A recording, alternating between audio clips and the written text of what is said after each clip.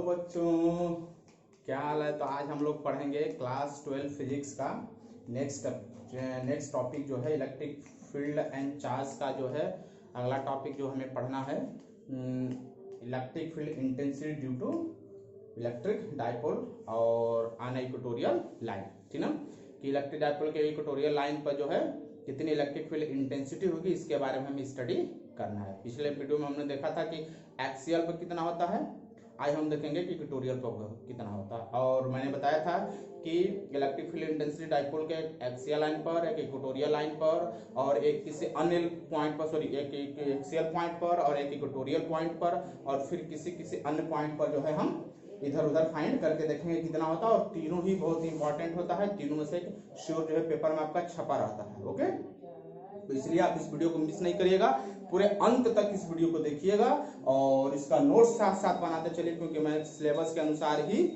पढ़ाता हूं और आप उसको नोट्स बनाते रहिए। ठीक ना, तो सबसे पहले मैंने आपको बताया था पिछले वीडियो में, अगर आप मेरा पिछले वीडियो नहीं देखे हैं एक्सेल तो उसको जाकर आप यूट्यूब पर देखिए, क्योंकि जब तक वो वीडियो आप नहीं देखेंगे तब तक यहाँ क्लियर समझ में नहीं आएगा। तो इसलिए एक बार आप उस वीडियो को देख लीजिए, फिर यहाँ पर जो है आपको अच्छी तरह समझ में आएगा। और जो उस वीडियो को देखा है उसका स्वागत है, आइए देखिए, आपको क्लियर समझ में आएगा।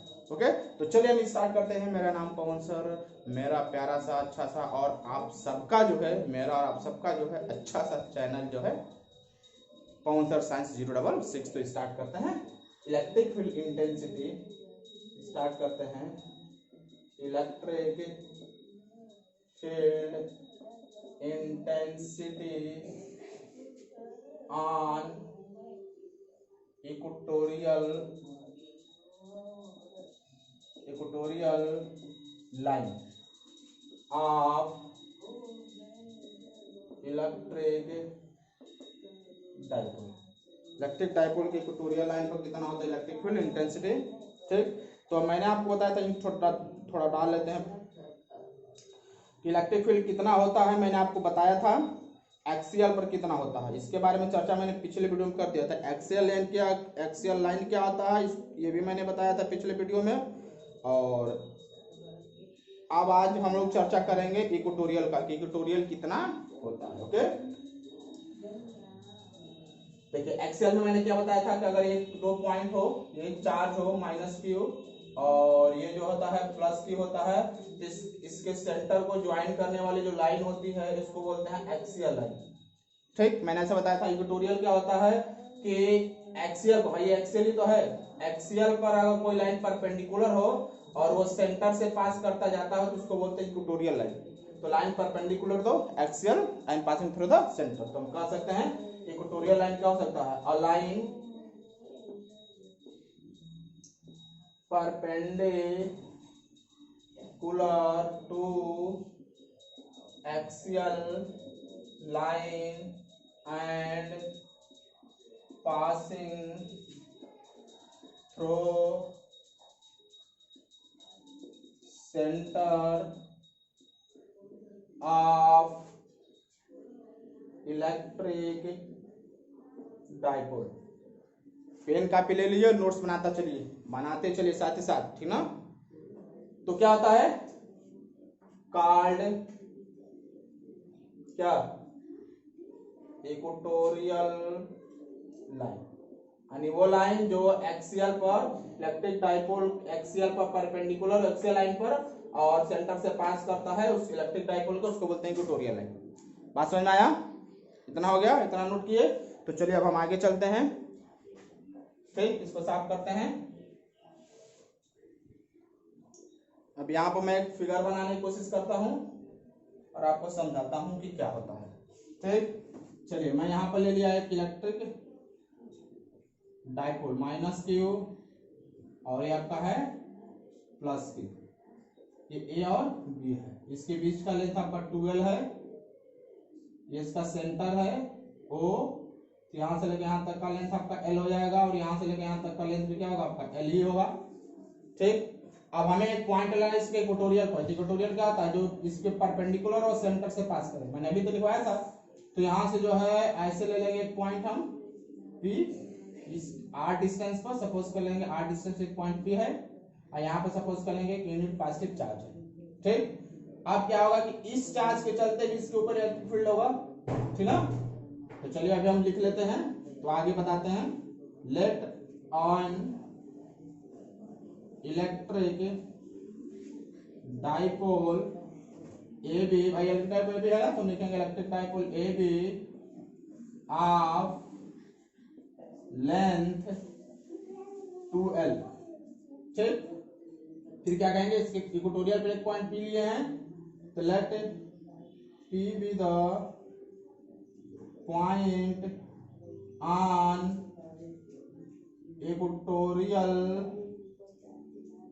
Equatorial line on of electric dipole at distance R. भाई आर डिस्टेंस पर इक्वेटोरियल पर मैंने पॉइंट पी उसी को लिखा है कि इक्वेटोरियल लाइन पे पॉइंट पी है इलेक्ट्रिक डाइपोल के इक्वेटोरियल लाइन पर, जो आर डिस्टेंस पर है फ्रॉम द सेंटर। क्या होगा, फ्रॉम सेंटर, ठीक। अब यहां पर हम सपोज कर लेंगे कि यूनिट पॉजिटिव चार्ज रखा गया है, तो let a unit positive charge place at P पर पॉजिटिव चार्ज को प्लेस किया गया। ये चीज समझ में आया आपको, इतना क्लियर हुआ। आगे देखते हैं। अब इसके चलते इसको इलेक्ट्रिक फील्ड का भाई इस क्यू के चलते होगा पी पर, इसका डायरेक्शन क्या होगा, चूंकि प्लस चार्ज है तो मैंने बताया था प्लस में क्या होता है, आउटवर्ड होता है, तो इसका डायरेक्शन कुछ इधर का होगा ई, क्योंकि प्लस चार्ज के चलते इसलिए मैंने इसको प्लस कर दिया। माइनस के चलते इसके पास इलेक्ट्रिक फील्ड होगा, क्योंकि माइनस चार्ज है तो माइनस में अंदर की तरफ होता है, इसलिए इसको मैंने कह दिया इधर नीचे की तरफ दिखा दिया, आपका ई माइनस है। यह क्या है, इसको कोई पॉइंट कर देते हैं, ये पीडी के अलॉन्ग है, और क्या है सी कर देते हैं, पीसी के अलॉन्ग है, ठीक। हम सपोज कर रहे हैं कि यहाँ का एंगल थीटा है, इतना हो गया। अब हम क्या करेंगे, फाइंड करेंगे कि पीबी का लेंथ कितना होगा और पीए का लेंथ कितना होगा। तो पाइथागोरस थ्योरम आपको पढ़ाया गया होगा, यहाँ से देखिए पीओबी एक जो है राइट एंगल ट्रायंगल बन रहा है ऐसे, इसमें आपका परपेंडिकुलर हो जाएगा, ये हाइपोटेनस हो जाएगा, सॉरी ये परपेंडिकुलर हो जाएगा, ये बेस हो जाएगा, ये हाइपोटेनस होगा। तब पाइथागोरस का थ्योरम निकालने लगाएंगे हम, तो पीबी इक्वल क्या होगा, परपेंडिकुलर का स्क्वायर, और भाई हाइपोटेनस का equal to perpendicular square base square होता है, तो परपेंडिकुलर क्या है आर स्क्वायर और एल स्क्वायर, ये स्क्वायर करेंगे तो पीबी इक्वल टू क्या हो जाएगा, under root L square plus R square, सब बचेगा, बनेगा। अब पीए का भी वही चीज है, ये हाइपोटेनस है, ये बेस है, ये परपेंडिकुलर है, यहाँ भी राइट एंगल ट्रायंगल बन रहा है, यहाँ से भी हम पीए की वैल्यू निकाल सकते हैं, पीए स्क्वायर इक्वल क्या हो जाएगा, ये परपेंडिकुलर का स्क्वायर और बेस का स्क्वायर, यानी R square plus L square, और पीए की वैल्यू अगर यहाँ से निकालेंगे तो ये भी आपका अंडर रूट में हो जाएगा L square plus R square. इस तरह देख रहे हैं दोनों वैल्यू आपस में क्या रहेगा, आपका क्या रहा है, सेम आ रहा है, यानी यहाँ पर जो वैल्यू बन रहा है आपका L square plus R square ही बन रहा है, और यहाँ पर जो वैल्यू बन रहा है वो भी बन रहा है L square plus R square ही बन रहा है, ऐसा बन रहा है। अब देखिए दो वेक्टर है, एक इधर की तरफ है और एक इधर की तरफ है। आपको एलिमेंट में पढ़ाया गया होगा, अगर दो वेक्टर हो, एक ए वेक्टर और एक बी वेक्टर हो, तो इन दोनों का रिजल्टेंट कुछ इस तरह जाता है आर वेक्टर, ऐसा आपको पढ़ाया गया होगा। तो इस तरह ई वेक्टर का रिजल्टेंट और ये ई प्लस का रिजल्टेंट और ई माइनस का, सॉरी ई प्लस वेक्टर और ई माइनस वेक्टर है, भाई इलेक्ट्रिक फील्ड तो वेक्टर क्वांटिटी होता ही है, आप ऐसे वेक्टर लगा दीजिए यहाँ पर, तो इन दोनों का रिजल्टेंट क्या होगा, कुछ इस तरह जाएगा। हमने सपोज कर लिया कि ये आपका रिजल्टेंट वेक्टर ई है, ठीक। अब देखिए हम सपोज किए कि एंगल थीटा है, ये दोनों लेंथ ट्रायंगल में दोनों जो है साइड का लेंथ बराबर है, under root L square plus R square, यहाँ भी under root L square plus R square है। तो जब दो लेंथ बराबर होता है तो दोनों एंगल जो आपको क्या होता है, इक्वल होता है, तो ये भी एंगल थीटा का हो जाएगा। ये एंगल थीटा का है तो अल्टरनेट एंगल से ये भी मेरा थीटा ही होगा, भाई ये अल्टरनेट एंगल ही तो बन रहा है, और यहाँ पर करस्पॉन्डिंग एंगल से ऊपर वाला भी क्या होगा, मेरा थीटा ही होगा, यानी सब मिलाकर जो टोटल एंगल बनेगा वो 2 थीटा के बराबर, यानी ई प्लस वेक्टर और ई माइनस वेक्टर के बीच का एंगल 2 थीटा होगा। ये चीज समझ में आया, इतना चीज अगर समझ में आ गया तो आइए अब हम स्टार्ट करते हैं नेक्स्ट, ठीक। अब हम क्या करेंगे कि इसके चलते यहाँ पर इलेक्ट्रिक फील्ड इंटेंसिटी कितनी होगी, लिखेंगे electric field intensity at P due two plus Q charge के चलते इलेक्ट्रिक फील्ड इंटेंसिटी कितनी होगी, ये हमें कैलकुलेट करना है। ठीक, तो आपको पता है कि इलेक्ट्रिक, चूंकि इसके साथ इसके प्लस क्यू के चलते इलेक्ट्रिक फील्ड इंटेंसिटी आपका E प्लस है, तो हम लिख देंगे E प्लस माइनस 2D लिखेंगे 1/4πε0 क्यू बाई, ये आपका क्या हो जाएगा अंडर रूट भाई क्यू बाई आर स्क्वायर होता है, तो आर स्क्वायर यहाँ पे कितना है under root L square plus R square, तो इसका जब स्क्वायर करेंगे तो अंडर रूट हट जाएगा, तो हम डायरेक्टली लिख दे रहे हैं L square plus R square. और किस डायरेक्शन में होगा, ये किस डायरेक्शन है पी से लेकर डी की तरफ, क्या लिख देंगे अलोंग पी डी, ऐसा लिखेंगे। अब इसके चलते माइनस क्यू के चलते भी इलेक्ट्रिक फील्ड इंटेंसिटी होगा, तो सिमिलरली हम E माइनस इसका क्या होगा 1/4πε0 क्यू, और यहाँ पर भी डिस्टेंस कितना है L square plus R square under root में, तो स्क्वायर करेंगे तो ये भी हट जाएगा under root L square plus R square. और इसका जो डायरेक्शन होगा देखिए ये किधर है पी से लेके सी की तरफ है, कह देंगे पीसी, कितना होगा दिख रहा है नीचे से दिख रहा है। एक चीज आप यहाँ पर देखेंगे कि पी ई प्लस और ई माइनस दोनों की वैल्यू आपस में क्या है इक्वल है, ई प्लस और ई माइनस देख लीजिए ध्यान से, ई प्लस और ई माइनस की दोनों वैल्यू आपको क्या आपस में इक्वल है, इक्वल है। अब हम क्या करेंगे, हमें फाइंड करना है इस वेक्टर और इस वेक्टर का रिजल्टेंट यानी ई की वैल्यू फाइंड करना है।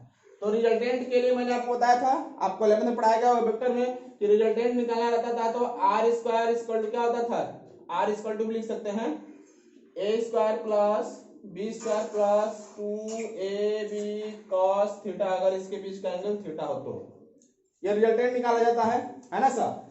तो यहाँ पर जो रिजल्टेंट E के बराबर है, तो R की जगह E रखेंगे, ए का आपका वेक्टर E वेक्टर है तो A की जगह रख देंगे E प्लस, और एक E माइनस है तो B की जगह E माइनस कर देंगे। हम रिजल्टेंट यहाँ जो है पैरेललोग्राम लॉ से आसानी से फाइंड कर सकते हैं, vector addition of parallelogram law, है ना सर।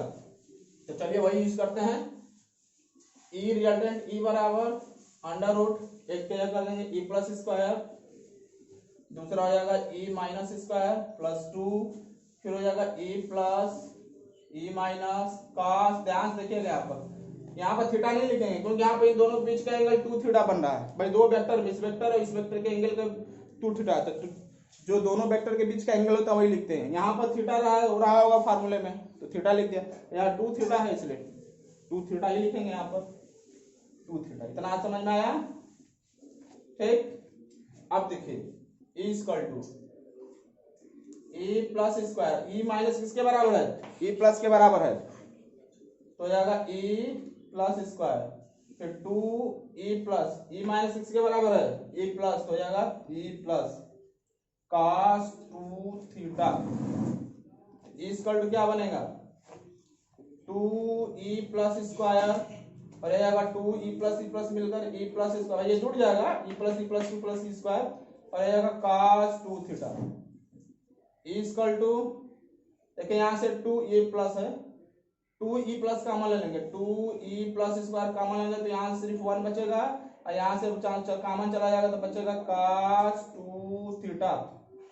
E इक्वल टू क्या हो जाएगा 2E प्लस स्क्वायर, और यहाँ से लगाएंगे cos 2 प्लस का cos 2 थीटा का हम लगाएंगे फार्मूला, तो cos 2 थीटा क्या होता है 2 cos स्क्वायर थीटा माइनस 1 होता है, माइनस से माइनस चला जाएगा, तो E equal to under root आपका हो जाएगा 2E प्लस स्क्वायर, और ये बच जाएगा तो भाई माइनस तो चला गया 2 cos स्क्वायर थीटा। अब इसको हम स्क्वायर रूट से बाहर निकालेंगे तो देखिए ये 2 के बदले 2 बाहर आएगा, इसका स्क्वायर है तो ये बस E प्लस हो जाएगा, cos स्क्वायर है तो ये हो जाएगा cos थीटा हो जाएगा, होगा। और E प्लस की वैल्यू हम रखेंगे E equal to 2, E plus की वैल्यू यहाँ से उठाकर रखेंगे, प्लस आपका है 1/4πε0 क्यू, क्या है 1/4πε0 क्यू बाई क्या आपका है L स्क्वायर प्लस है R स्क्वायर, कुछ इस तरह का है cos थीटा। cos थीटा का वैल्यू अब इस ट्रायंगल से निकालेंगे हम, इधर लिख दे रहे हैं हम cos थीटा, ये एंगल थीटा है, क्या जाएगा cos थीटा इक्वल क्या होता है बेस बाई हाइपोटेनस, तो बेस कितना है L और हाइपोटेनस कितना है आपका ये L square plus R square, ये अंडर रूट हो जाएगा। ठीक, तो कास, आप यहाँ पर कास थीटा का वैल्यू हम रख देंगे। देखते हैं नीचे तक दिख रहा है कि नहीं, तो फिर आपको बताते हैं।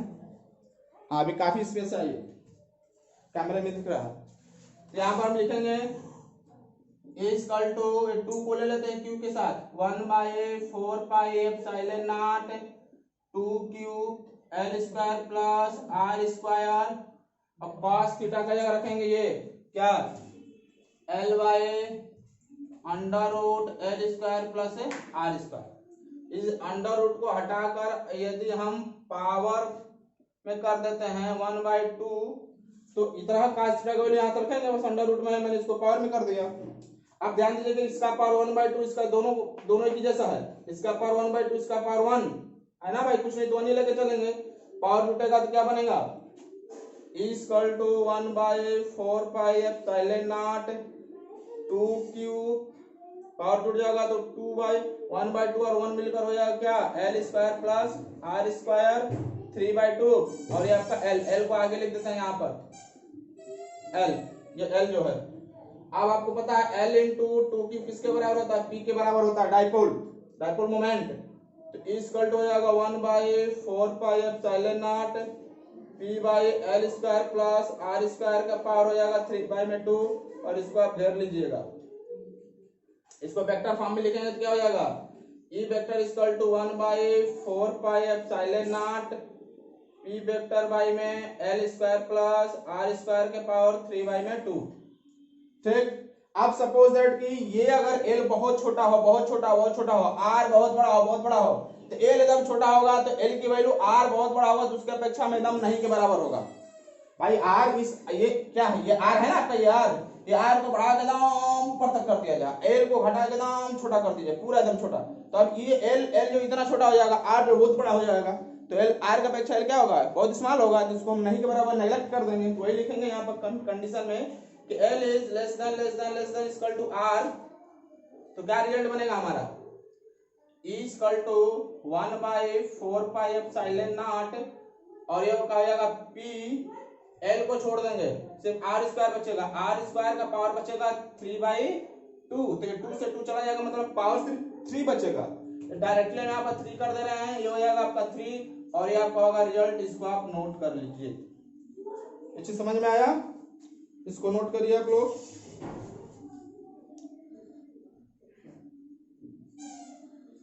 यहां से एक चीज आप देखिएगा, एक चीज क्लियर होगा कि 1/4 पाई एप्सिलॉन नॉट भी आपका क्या है, कांस्टेंट है, डाइपोल मोमेंट फिक्स ही है, कि ई किसके ऊपर डिपेंड कर रहा है, इनवर्सली प्रोपोर्शनल टू 1/r3, ई जो 1/r3 के ऊपर डिपेंड कर रहा है। ठीक,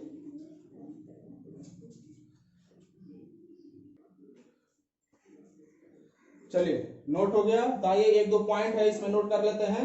मैंने आपको बताया था कि इलेक्ट्रिक फील्ड जो इंटेंसिटी जो एक्सियल लाइन पर था, कुछ आपको याद होगा, ऐसे फिगर बनाया गया था इसका, प्लस क्यू, यहाँ पर एक पॉइंट पी लिया गया था, ठीक, यहाँ पर पॉजिटिव चार्ज रखा गया था, आप देखे होंगे तो याद होगा।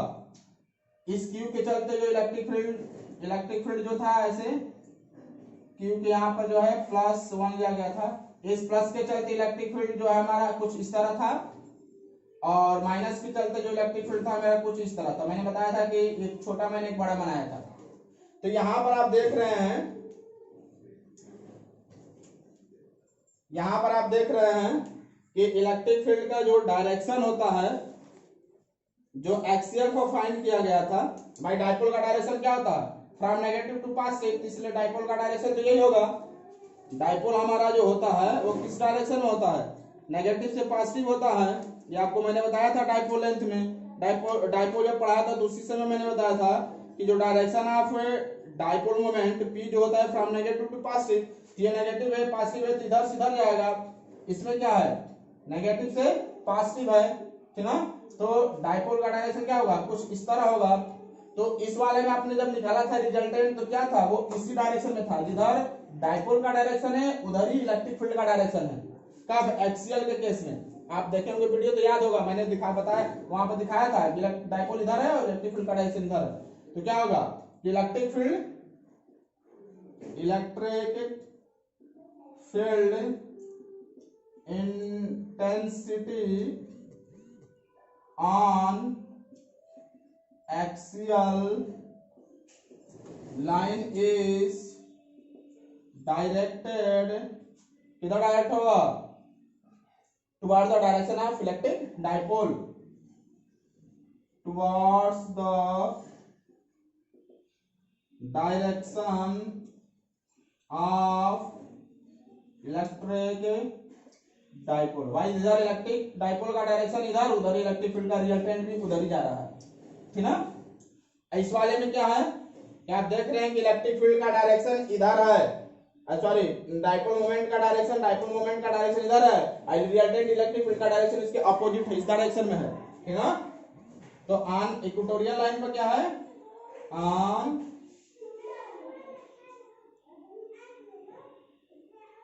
Equatorial line direction of electric dipole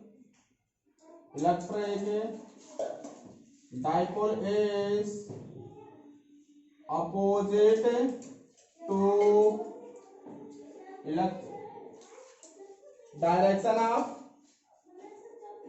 unequal direction of electric dipole. यहाँ पे लिख दीजिए electric field intensity, electric field intensity is opposite to the electric dipole.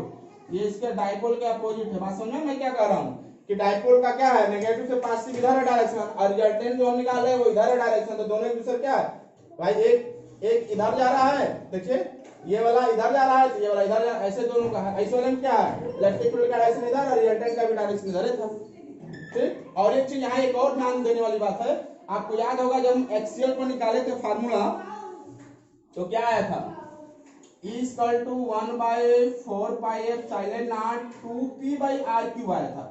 यहाँ पे क्या है, इक्वल टू 1/4π/p/r³। मतलब कि जितना इक्वेटोरियल बन रहा है उसमें 2 का मल्टीप्लाई करेंगे तब एक्सियल पर निकलेगा, मतलब एक्सियल वाला ज्यादा है इक्वेटोरियल से, 2 टाइम ज्यादा है।